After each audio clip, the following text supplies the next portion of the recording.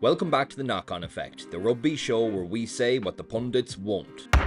So Munster just played a secret match behind closed doors away to Gloucester. In today's video, we're going to list 3 things that we learnt about Munster's new head coach, Clayton McMillan. So without further ado, let's get stuck in.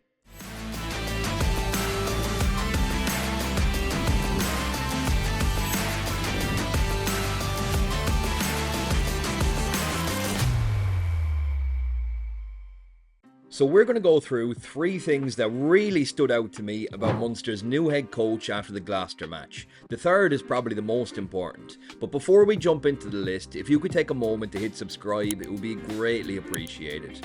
Look, it's totally free, and the more subscribers we get, the closer we'll be to making a full-time job out of this, and we can start churning out videos for you guys.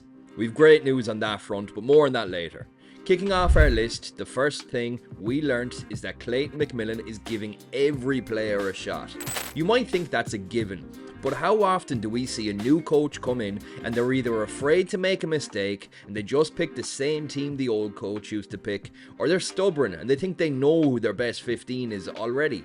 Against Gloucester, McMillan played a different 15 for each half. He gave over 30 players a chance to hold their hands up for selection. That sends a clear message to the squad. The coach is watching and he's willing to give you a shot. This creates a wolf's den. Players lying in waiting, ready to take their chance and play their way into the team. It means that if you don't perform, there's a man ready to rip the jersey off your back. It's competition for places at its best, and fingers crossed it'll drive Munster to new heights. Second, the match finished 14-12 to Gloucester. Now, who won or the score isn't that important, but what is extremely telling is the defensive shift that Munster put in away from home. I think after the All Blacks 15 match last year, many were expecting McMillan to come in and play an uber attacking style of rugby, plenty of offloads, flashy backs moves, and ultimately a lot of go forward ball. That's exactly what we've seen with his Chiefs side over the years. Now, I expect that mostly to still be the case, but I will admit I was a bit worried. We've had Southern Hemisphere coaches come in the past and promise the sun, moon and stars, and it hasn't always worked out. Rob Penny springs to mind. There is a reality to Northern Hemisphere rugby that you have to acknowledge, and that's you have to win the upfront battle while keeping your structure. You can't leave yourself too open for the counter or you will get punished. The fact that we limited Gloucester to only 2 scores means that McMillan is a lot wiser than some of his predecessors, and he's acknowledged that you can't always throw caution to the wind in search of the spectacular. He's adapting his coaching style to meet the squad's needs and not vice versa, and that is massive. Before we cover our third and final point, let me take this chance to thank our first ever sponsor. I just want to make it clear from the get-go, I'll only ever bring forward sponsors that I genuinely think you guys will be interested in. Like I've said before, we're slowly but surely building the best rugby community anywhere online, and with the help of amazing sponsors like FreeZaid, we'll continue to grow. Now I want you to imagine something. You overextend your hamstring while running. You twist your ankle on the pitch. You get a bang, a knock, and it's swollen. Acute inflammation is easy to recognise, but often goes untreated. The longer the area is inflamed, the bigger the potential of recurring injuries and ongoing problems. FreeZaid reduces inflammation the second it is applied and guarantees you will be back to your best quicker than ever. For more details, please see the link in the description.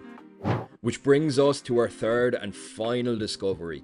Right before the match started, an interview was shared, which I thought was so telling. Clayton McMillan has brought his own strength and conditioning coach. Brad Mayo has been appointed Munster's head of athletic performance.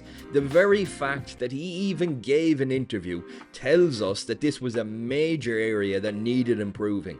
It's not a surprise to anyone that Munster have been extremely unlucky when it comes to injuries.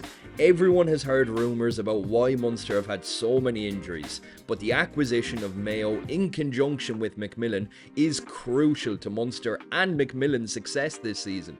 with players like Jeremy Loughman, Jean Klyen, Edwin Edogbo, Tom Ahern, Craig Casey, Diarmuid Kilgallen, Shane Daly, Mike Cayley and Thaakir Abrahams all having been injured for large chunks of last season. Just imagine what we could do if they're all fit.